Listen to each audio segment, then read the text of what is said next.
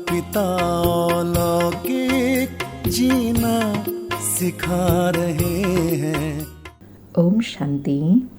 आज प्यारे बाप दादा के अव्यक्त मधुर महावाक्य हैं 22 मार्च 2026 और रिवाइज डेट है 7 अप्रैल 2009। आज की मुरली के सार में मुक्तिदाता बाबा ने मुक्त बन और औरों को भी मुक्ति दिलाने के लिए स्मृति दिलाई कि एक शब्द है जिससे स्थिति बार बार ऊपर नीचे होती है। वह एक शब्द है कारण। तो अब इस कारण शब्द को परिवर्तन कर निवारण शब्द धारण करो। बाबा कहे स्वयं के कारणों को निवारण करेंगे तब औरों को भी मुक्ति दिला सकेंगे, सबको निर्वाण धाम भेज सकेंगे। क्योंकि बाबा कहे समस्याएं दिन प्रतिदिन बहुत बढ़नी है तो समस्या समाधान रूप में बदल जाए। मेहनत और समय समस्या मिटाने में न लगे तो बाबा अभी चाहते हैं कि आप सबका चेहरा चलन ऐसा स्पष्ट दिखाई दे कि यह मुक्तिदाता के बच्चे मुक्ति देने वाले हैं। बाबा कहे आपके मस्तक से चमकते हुए सितारे का अनुभव करें, सिर्फ सुनाने से नहीं लेकिन चेहरे से ही अनुभव हो, क्योंकि अनुभव नजदीक ले आता है। अनुभव जीवन भर तक भूलता नहीं है। तो बाबा कहे यह अनुभव चेहरे और चलन से दिखाओ। कौन सा अनुभव कराना है? मुक्तिदाता का। और मुक्तिदाता स्वरूप प्रत्यक्ष होने में जो विघ्न रूप बाबा ने बताया कि सेवा में उमंग उत्साह सहित अब बेहद की वैराग वृत्ति चाहिए। और बेहद की वैराग वृत्ति सदा न रहने का कारण बताया देह अभिमान। देह शब्द सब बातों में आता है, जैसे देह के संबंध, देह के पदार्थ, देह के संस्कार। तो बाबा कहे अभी समय अनुसार आवश्यकता है इस देह भान की नेचर को पावरफुल देही अभिमानी की शक्ति से वंश सहित नाश करने की। अंश है तो वंश होके निकलता है, तो अभी आवश्यकता है शक्ति स्वरूप बनने की। सुनते हैं प्यारे अव्यक्त बाप दादा के महावाक्य। स्वयं के स्वरूप द्वारा बाप के स्वरूप को प्रत्यक्ष करने की विधि। आज की अव्यक्त मुरली का हेडिंग है कारण शब्द से मुक्त रहे, चलन और चेहरे से मुक्ति देने वाले मुक्तिदाता बनो। सेवा के उमंग उत्साह के साथ सदा बेहद की वैराग वृत्ति में रहो। बाबा कहे आज बाप दादा चारों ओर के बच्चे जो डबल मालिक हैं उन हर एक बच्चे को देख रहे हैं। एक तो बाप के सर्व खजानों के मालिक हैं और दूसरा स्वराज्य के मालिक हैं। दोनों मालिकपन हर बच्चे को बाप द्वारा मिला हुआ है। बालक भी है और मालिक भी है। मेरा बाबा कहा और बाबा ने भी मेरा बच्चा कहा, तो बालक और मालिक दोनों अनुभव हैं। बाबा स्मृति दिला रहे हैं कि बच्चे ने कहा बाबा और बाबा ने कहा मेरे बच्चे, तो बालक सो मालिक दोनों का अनुभव बच्चों को है। बाबा कहे आज बहुत बच्चे आए हैं, इस वर्ष का लास्ट टर्न है, तो आज बाप दादा ने हर एक का पुरुषार्थ चेक किया। तो बताओ क्या देखा होगा? हर एक अपने से पूछे मेरा पुरुषार्थ क्या? बाबा कहे बाबा ने तो देखा, लेकिन बच्चे अपने आप से पूछे कि मेरा पुरुषार्थ क्या है। बाप दादा सभी बच्चों को देख खुश भी हुए, लेकिन एक आश बाबा की है। बताए वह क्या है? बाबा की आश को पूर्ण करेंगे ना? एक ही आश है। बताए, हाथ उठाओ जो आश पूर्ण करेंगे। बहुत अच्छा। बाबा के सामने सभी ने हाथ उठाए, तो बाबा कहे बहुत अच्छा। तो बाबा कहे छोटी सी आश है, वह है आज से एक शब्द बदली करो। कौन सा शब्द? जो बार बार नीचे ले आता है, वह शब्द है कारण। इस कारण शब्द को परिवर्तन कर निवारण शब्द सदा धारण करो, क्योंकि अभी आपकी सेवा भी कौन सी है?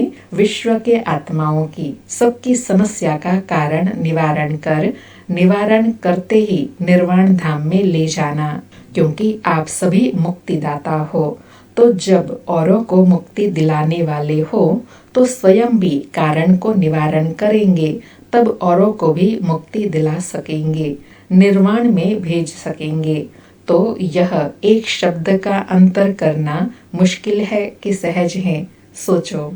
बाबा कहे सोचो कि यह एक शब्द जो कारण है उसका निवारण करना सहज नहीं है, क्योंकि रिस्पॉन्सिबिलिटी इतनी बड़ी है। न सिर्फ अपनी समस्या और कारण का निवारण करना है, लेकिन अनेक आत्माओं का भी निवारण कर उसको निर्वाण धाम में ले जाने के निमित्त बनना है। क्योंकि बाबा कहे टाइटल आपका क्या है? मुक्तिदाता। बाबा कहे आज जो भी आए हैं वह अपने स्थान पर देख रहे हैं, सुन रहे हैं। उन सभी से बाप दादा एक शब्द का परिवर्तन चाहते हैं, क्योंकि कारण ही नीचे ले आता है। कारण में तो आधा कल्प रहे, अभी निवारण करने का समय है। निवारण और निर्वाण मुक्ति। बाबा कहे 3 शब्द याद रखना, निवारण, निर्वाण और मुक्ति।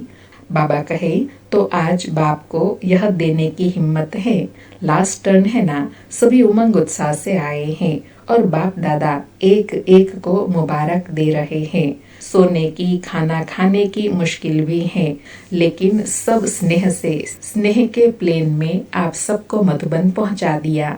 बाप दादा हर एक का स्नेह देख, हर एक को पदम गुणा दिल का स्नेह दे रहे हैं। लेकिन स्नेह में आप क्या करते हो? जिससे स्नेह होता है ना, उसको स्नेह में सौगात भी दी जाती है। तो आज बाप दादा सौगात में यह कारण शब्द लेना चाहते हैं, अर्थात स्नेही की जो चाहना है, तो स्नेही उसकी चाहना पूर्ण करेगा ना। तो बाबा कहे आप कारण शब्द को बाबा को सौगात देंगे ना। बाबा कहे यह आश बाप दादा की पूर्ण करनी है ना।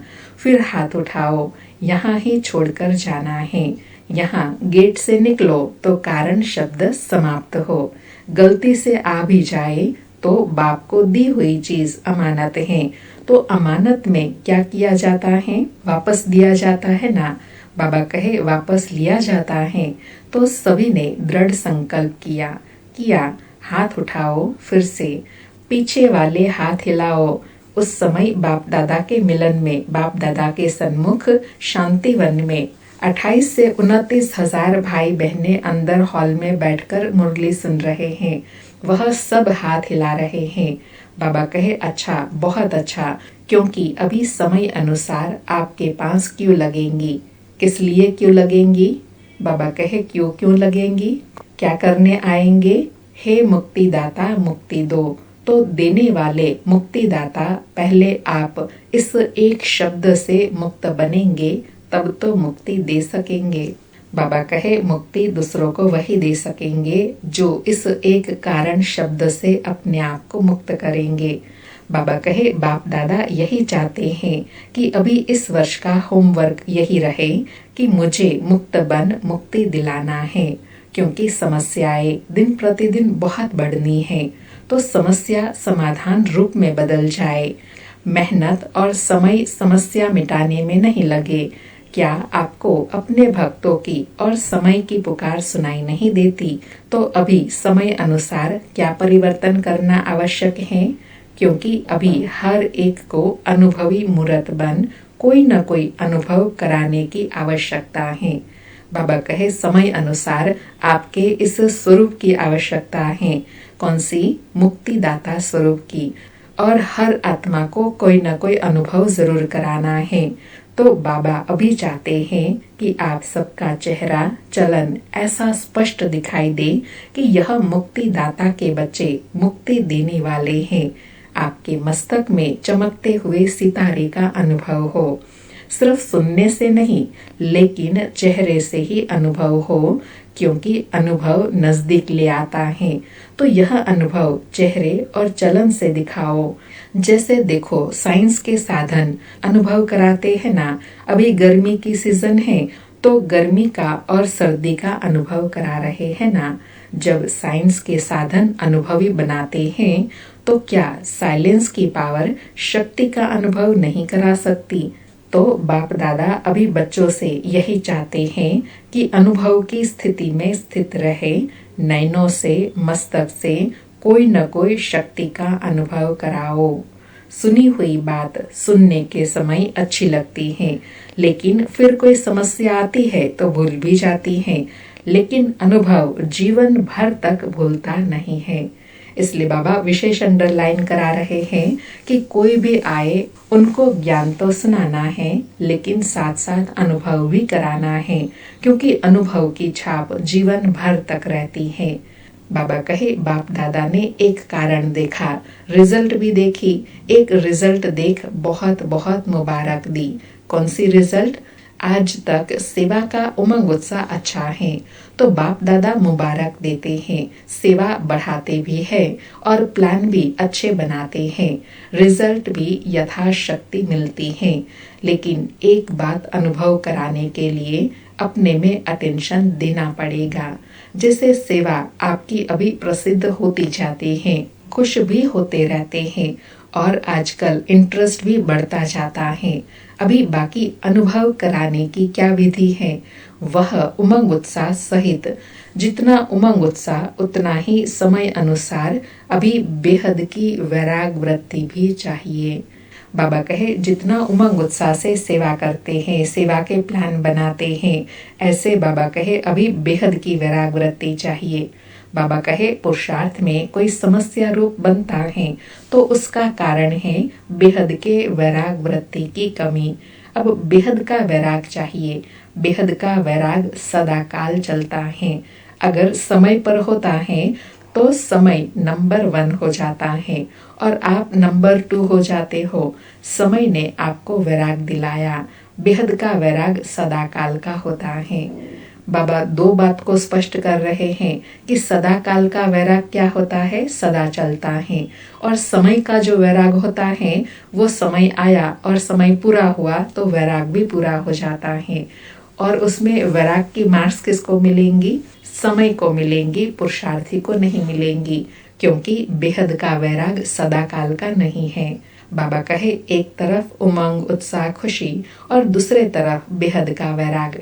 बाबा कहे इन दोनों का बैलेंस चाहिए। बेहद का वैराग सदा न रहने का कारण बाप दादा ने देखा कि कारण है देह अभिमान।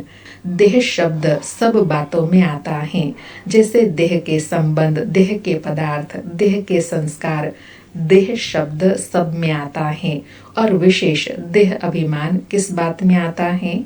जो देही अभिमानी से देह अभिमान में ले आता है, वह अब तक बाप दादा ने चेक किया कि मूल कारण पुराने संस्कार नीचे ले आते हैं। संस्कार मिटाए हैं, लेकिन कोई न कोई संस्कार नेचर के रूप में अभी तक भी काम कर लेता है। बाबा ने स्पष्ट किया कि बेहद की वैराग वृत्ति में जो नीचे ले आने वाली बात व कारण क्या है? देह अभिमान। और देह अभिमान के भी बहुत सारे रूप हैं।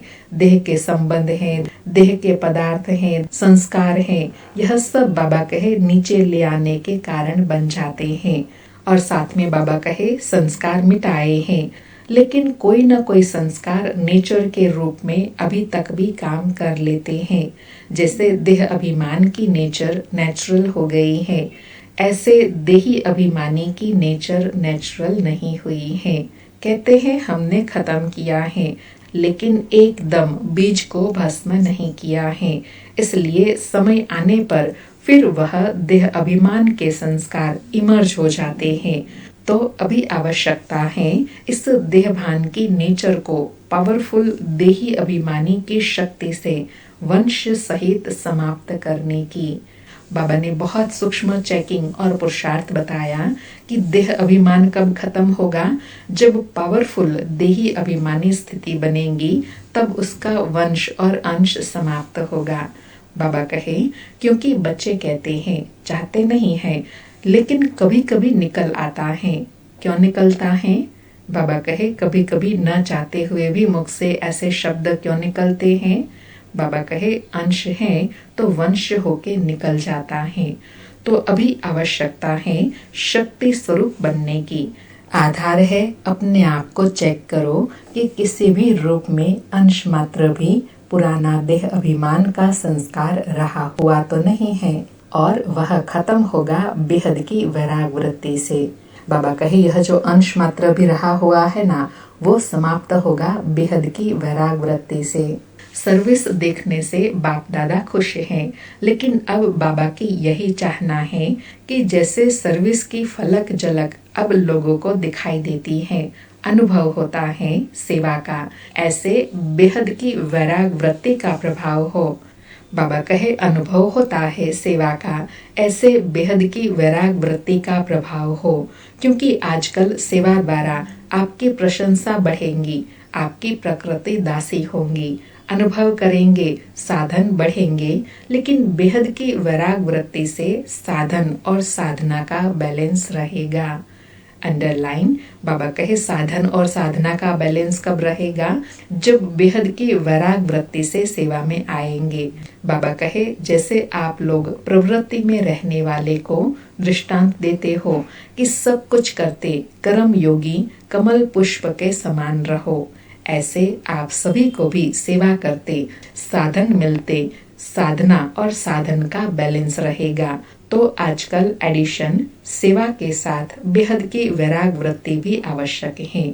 बाबा कहे अब सेवा में यह एडिशन करनी है। क्या? बेहद की वैराग वृत्ति। बाबा कहे चलते फिरते भी अनुभव करे कि यह विशेष आत्माएं हैं, सिर्फ योग में बैठने के टाइम नहीं, भाषण करने के टाइम नहीं, लेकिन चलते फिरते भी आपके मस्तक से शांति, शक्ति, खुशी की अनुभूति हो, क्योंकि समय प्रति समय अभी समय बदलता जाता है। तो बाप दादा ने समय प्रति समय इशारा दे दिया है, लेकिन आज विशेष बाप दादा एक तो बेहद के वैराग तरफ इशारा दे रहा है। इसके लिए अभी अपने को चेक करके देही अभिमानी बनने में जो देह अभिमान का विघ्न है, अनेक प्रकार के देह अभिमान का अनुभव है, इसका परिवर्तन करो। बाबा कहे समय प्रति समय इशारा तो देते हैं, लेकिन आज बाबा विशेष अंडरलाइन करा रहे हैं कि देही अभिमानी बनने के लिए जो अनेक प्रकार के देह अभिमान हैं, उसको परिवर्तन करो। बाबा कहे और दूसरी बात, बहुत समय का भी अपना सोचो, बहुत समय का अभ्यास चाहिए, बहुत समय पुरुषार्थ, बहुत समय का प्रारब्ध।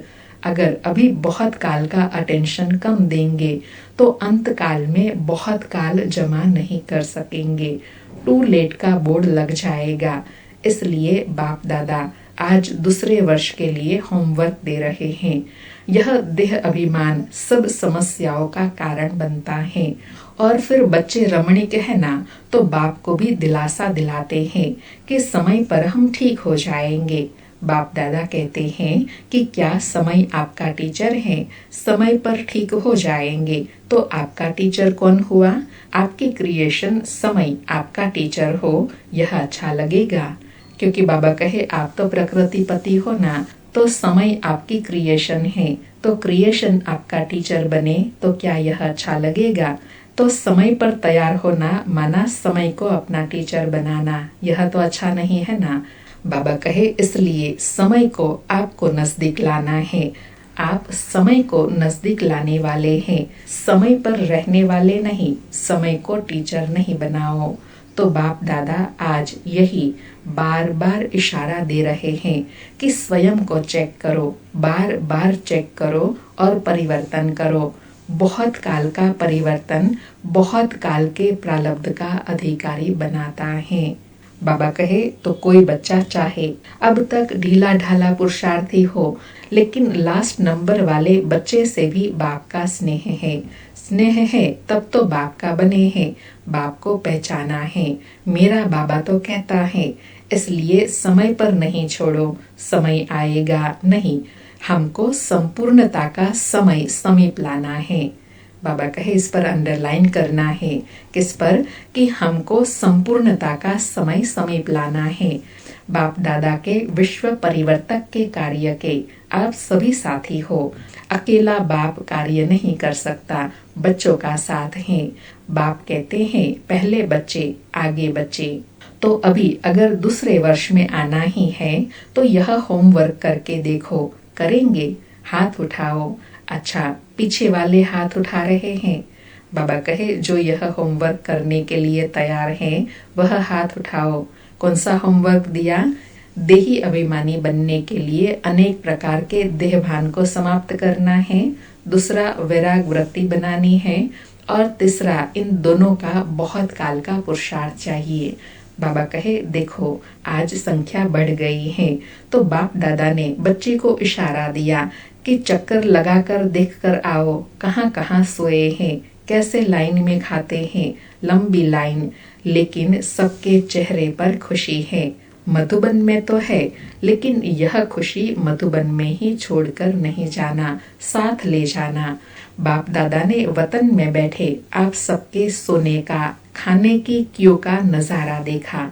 बाप दादा को ऐसा संकल्प होता है कि अभी अभी रजाइयों की, गदेलों की बरसात पड़ जाए, परंतु यह भी मौज का मेला है। और अच्छी तरह से बाप दादा ने देखा, जहाँ भी मिला, जैसे भी मिला, सब मेजॉरिटी अच्छी तरह से पास है, ताली बजाओ। बाबा कहे, बच्चे हर सिचुएशन में पास हो गए तो अपने लिए ताली बजाओ। बाबा कहे, लेकिन यह होमवर्क भूलना नहीं, इसमें ताली नहीं बजाओ। बाप दादा और विशेष ब्रह्मा बाप हमेशा बच्चों को मधुबन का श्रृंगार कहते हैं। तो आप सब मधुबन में आए, बाप दादा भी साकार रूप में इतने परिवार को देख खुश हैं। बाबा कहे, जैसे बच्चे मधुबन में आकर खुश होते हैं, ऐसे बाबा बच्चों को भी मधुबन में देखकर खुश होते हैं कि यह बच्चे मधुबन का श्रृंगार हैं। बाबा कहे, सहन करना पड़ता है, लेकिन यह सहन सदा के लिए सहन शक्ति बढ़ाएगा। सभी खुश होना, तकलीफ तो नहीं हुई। और देखो इतने परिवार में पानी फिर भी मिलता रहा है, सभी ने पानी यूज किया ना, थोड़ा कम है तो ध्यान रखना पड़ेगा। परंतु आजकल गांव में पानी पीने का भी नहीं मिलता, यहाँ तो आपको कपड़े धोने का भी पानी मिलता। और इतना परिवार देख खुशी भी होती है। सारे कल्प में बाप दादा को यह फक्र है कि इतना बड़ा परिवार किसी का नहीं है। बाबा को भी परिवार पर नाज है और हम बच्चों को भी नशा है कि हम बाबा के बच्चे हैं, भगवान ने हमें चुना है और दुनिया के अनेक आत्माओं के कंपैरिजन में बहुत सुखी और बहुत सहज, सुखी, संपन्न जीवन बनाया। इसलिए बाबा को भी शुक्रिया बाबा कि आपने हमारा जीवन इतना ऊंच बनाया, आप हमें इस जीवन में मिले। शुक्रिया बाबा।